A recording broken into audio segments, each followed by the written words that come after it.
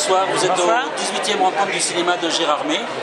Donc, on aurait pu être amis, mais bon, c'est pas, c'est pas entre nous, hein, mais c'est le titre de votre 4e long métrage. Oui, on a failli être amis. Voilà, on a failli, voilà, on sera peut-être un jour, on ne sait jamais. Alors, c'est quoi pour vous l'amitié avant de parler en détail de ce 4e long métrage? L'amitié, c'est quoi? L'amitié, c'est la confiance beaucoup. La confiance, la solidarité et le fait de ne pas juger. Est-ce que justement le mot ami n'est pas galvaudé aujourd'hui avec les réseaux internet et tout ça? Ah oui, peut-être, oui, c'est pas de cette amitié-là que je parle en tout cas. Non, voilà, Ouais, c'est vrai qu'il faut peut-être remettre les mots peut-être à leur place aujourd'hui. Oui, peut-être. Et c'est bien aussi de voir dans votre film que justement ils ne vont pas devenir amis. Elles auraient pu dans d'autres circonstances, probablement, mais elles sont à un moment de leur vie qui fait que elles vont avoir un peu trop besoin l'une de l'autre pour pouvoir être dans un rapport totalement désintéressé. Alors Mais il y a probablement une vraie affection qui naît quand même. pour laisser la surprise au spectateur, comment vous le définissez votre film? Comment vous le racontez pour dire voilà, le film c'est ça? Je le raconte très mal, je suis très mauvaise pour raconter les films, c'est affreux. Il y a des choses qu'il ne faut pas dire quand même. Bah oui, c'est ça, j'ai quand même pas envie non plus de vous dire le synopsis, mais disons que pour moi au départ c'est un film sur le travail, sur le rapport intime au travail, quelle image on a de soi à travers le métier qu'on fait. Et au départ on a donc Karine Viard qui est quelqu'un qui fait un métier utile, qui est formatrice dans un centre de formation pour adultes et qui aide les gens à se reconvertir. Et arrive Emmanuel DeVos qui a développé une petite allergie au travail d'une certaine manière, mais voilà, ça c'est symbolique. Voilà, ça c'est l'aspect professionnel de la chose. Va se mêler ensuite la vie privée. Et puisque dans ses rapports professionnels, Emmanuel DeVos travaille avec son mari qui est le chef étoilé de la région. Et voilà. Et Karine Viard va goûter la cuisine du mari. Et là, tout va devenir un peu plus complexe. Voilà, et là, on ne va pas le dévoiler. Non, on ne va rien dévoiler. On va laisser le spectateur découvrir tout ça. En tout cas, là, ce soir, on va dîner. Vous nous avez donné faim avec votre film. Oui, c'est un film qui donne faim, j'espère. Voilà. Oui. Est-ce que c'est justement le fait que de plus en plus de gens s'intéressent à la cuisine que vous avez choisi ce métier de cuisine? Alors, Au départ, non. Au départ, je l'ai choisi parce que je voulais une profession pour le personnage d'Emmanuel DeVos, qu'elle est un métier qu'on fait en couple. Et l'hôtel, voilà, il n'y en a pas tant que ça, c'est souvent un métier du commerce. Et puis, évidemment, le fait que ça soit un chef, ça permettait aussi d'introduire une sensualité, puis c'est beau à filmer, il y a aussi juste le plaisir de filmer des belles choses, des bonnes choses en train de se fabriquer. Et puis aussi, pour le personnage de Karine Viard, c'est l'histoire d'un second départ, d'une deuxième vie, presque d'une deuxième adolescence. Et je voulais que ça passe aussi par une sensualité assez douce. Et donc elle se rouvre à la sensualité en passant par la cuisine aussi. Alors vous avez déjà tourné avec toutes les deux, oui. Avec Karine Viard et avec Emmanuel DeVos. Alors, et là vous avez écrit spécialement pour elle. Oui, mais elles n'avaient jamais tourné ensemble. Non, voilà, c'est pour ça que vous avez créé un duo de cinéma là, qui, voilà. C'est vrai qu'on s'est dit, mais ce sont des personnes, des acteurs, des actrices plutôt, qui devraient tourner ensemble. Et elles en parlaient, elles avaient envie depuis longtemps? Oui, elles avaient envie, elles se connaissaient assez bien. Ensuite, il n'y a pas tellement de duos féminins au cinéma, il y a beaucoup de duos masculins ou de couples. Mais avec deux femmes, plus rarement. Et donc elles étaient assez excitées de tourner ensemble. En plus, il y a quelques situations dramatiques, mais il y a quand même pas mal de situations de comédie aussi dans le film. Et donc, voilà, elles ont eu un grand plaisir à travailler ensemble, ça se voyait, quoi. Elles buvaient du petit lait sur le plateau toutes les deux. Quand vous avez écrit pour elle, vous avez pensé à elle, femme, dans la vie, quand vous avez écrit les rôles? Pas tant, non, pas tant que ça. En plus, les connaissant un peu maintenant, ça m'amuse aussi de leur faire des choses qu'elles ne sont pas forcément. Donc je pense pas tellement à ça quand je travaille avec les acteurs, je m'en fiche un peu de ce qu'ils sont dans la vie. Enfin, non, j'ai envie que ce soit des gens agréables et sympathiques, parce que j'aime bien quand le travail se passe de manière harmonieuse, mais sinon je tiens pas tellement compte des goûts des gens dans la vie ou de leur... Par contre, contre, à Roche Dizem, vous lui offrez un rôle complètement différent. Complètement différent, voilà, tout à fait. Dans lequel on a l'habitude de le voir. Il sourit et il ne porte pas de flingue. Lui, c'est lui le chef cuisinier. Ouais, mais je trouve qu'il est super, enfin, qu'il y a... Vous l'avez mis un petit peu aux cuisines pour qu'il prenne les gestes un peu.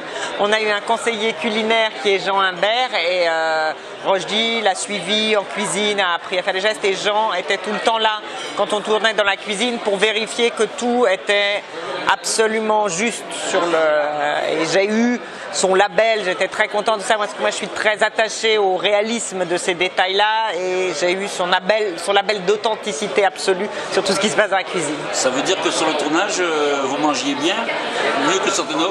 Non, parce que non, une cuisine qui est très bien, enfin une cantine qui est très bien, mais non, c'était pas. J'ai pas mangé ce qu'a mangé Karine Viard. Il n'y a pas de. Non, les plats étaient bons puisque Karine les mangeait, mais il n'y en avait pas assez pour tout le monde. Et vous goûtiez avant, non? J'en ai goûté quelques-uns, c'était pas mal. Vous êtes amatrice de cuisine? J'adore manger, je cuisine moi-même, pas spécialement bien, mais j'adore manger, oui.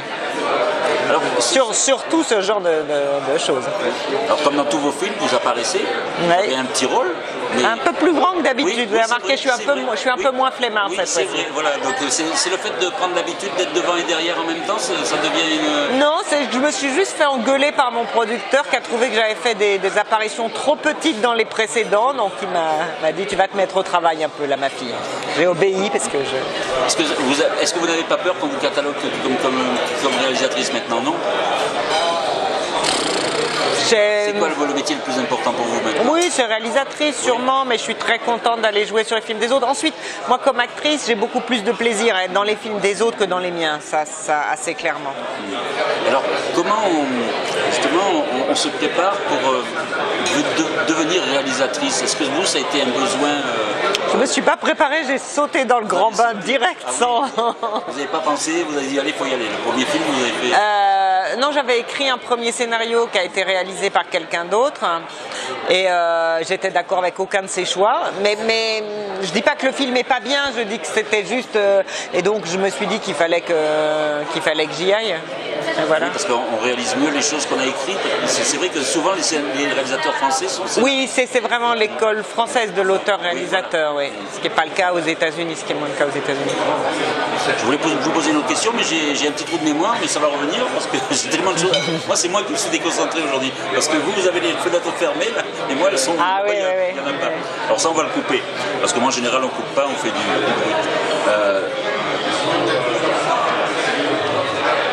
Sur ce tournage, qu'est-ce qui a été le plus marquant pour vous? Est-ce que c'est de créer ce duo d'acteurs, d'actrices? Est-ce que c'est... Parce que dans tous vos films, on se rend compte que vous intéressez aux gens, que ce sont toujours des histoires d'hommes, de femmes, et en même temps vous allez au fond... Je ne suis pas très branché super-héros, vous avez remarqué. Voilà. Non, mais c'est-à-dire que vous vous intéressez à la vie des gens. Je m'intéresse à la vie des gens et je m'intéresse aussi... je trouve qu'il y a... Je me pose des questions et puis je trouve qu'il y a des professions qui sont surreprésentées au cinéma où tout le monde est architecte ou journaliste en gros. Et là, voilà, ça m'intéresse quand j'ai découvert ce métier de formateur. Ça m'intéresse aussi de parler de métiers comme ça qui sont des héros du quotidien, des vrais héros qui font des métiers qui sont utiles, qui servent les gens, qui font du bien aux gens, qui sont pas des trucs avec des carrières où on peut s'acheter des Rolex à la fin, ni même avoir un grand brillant social. Mais c'est ça qui fait le lien social, c'est ça qui fait que la société tient debout. Qu'il reste encore un peu d'entraide, de fraternité, de compréhension. Ces métiers comme ça, moi je trouve c'est formidable. C'est quand même quelque chose. Est-ce que dans la région où vous avez tourné, il y a eu des usines comme ça qui... Vous connaissez beaucoup de régions où il n'y a pas d'usine qui ferme? Non, voilà. Et vous, dans votre région, vous avez... C'est votre région, non. Celui-ci, non. Non, celui-ci, non. Non. Oui, c'est vrai qu'il y a peu de régions où il y a des usines qui ne ferment pas. Malheureusement, mais en même temps, c'est quelque chose, voilà, où en même temps, c'est important de rendre hommage au cinéma, comme vous disiez. Oui, à ces gens. La vie de tout le monde est intéressante. Parce que même les comédiens ont des phases aussi qui sont... Bien sûr. Pour l'emploi, ils connaissent. Bien sûr. Mais les comédiens, c'est dur, la vie des comédiens. Mais on sait que ça va être ça. On y est préparé un peu. psychologiquement et tout. Tandis que les vraies ruptures de vie de gens qui ont travaillé 20 ans dans une entreprise et qui sont jetés du jour au lendemain, c'est terrible. Enfin, est-ce que vous avez un avis très pointu sur les intermittents du spectacle, avec ce qui s'est passé dernièrement? Alors, je ne l'ai pas suivi autant que je devrais, mais moi je trouve que les procès qu'on fait aux intermittents du spectacle, c'est scandaleux, hein, vraiment. C'est pas des gens qui gagnent très bien leur vie. On nous parle tout le temps de flexibilité, qu'il faut être flexible. L'intermittent, c'est vraiment l'illustration parfaite de la flexibilité et que ça peut marcher. Alors pourquoi vouloir s'attaquer à ça? En plus, c'est pas comme si c'était facile d'avoir ces heures, de toucher et de toucher de l'argent. C'est quand même, plus ça va, plus c'est compliqué de réunir toutes les conditions qui donnent droit à une allocation. Et en plus, voilà. Et en plus, on considère que vous ne travaillez pas. Les gens, travaillez toujours en dehors de ce ils sont contents quand ils ouvrent leur télé de voir des téléfilms, des films. Voilà, c'est ça. Et les festivals dans les villes pour les comédiens de théâtre, ça donne pas du travail que aux acteurs, ça fait vivre tous les commerçants, tous les restaurateurs. Pareil, dans le tissu social, c'est pas du luxe. Donc s'il passe le fait que les intermittents doivent aller dans les écoles pour les enfants, pour les soutenir, les personnes âgées, vous n'êtes pas partant, vous, parce que c'est... Alors je n'ai pas suivi assez dans le détail cette fois-ci. Voilà, c'est ce qui est, c'est ce qui peut, on propose ça quand les...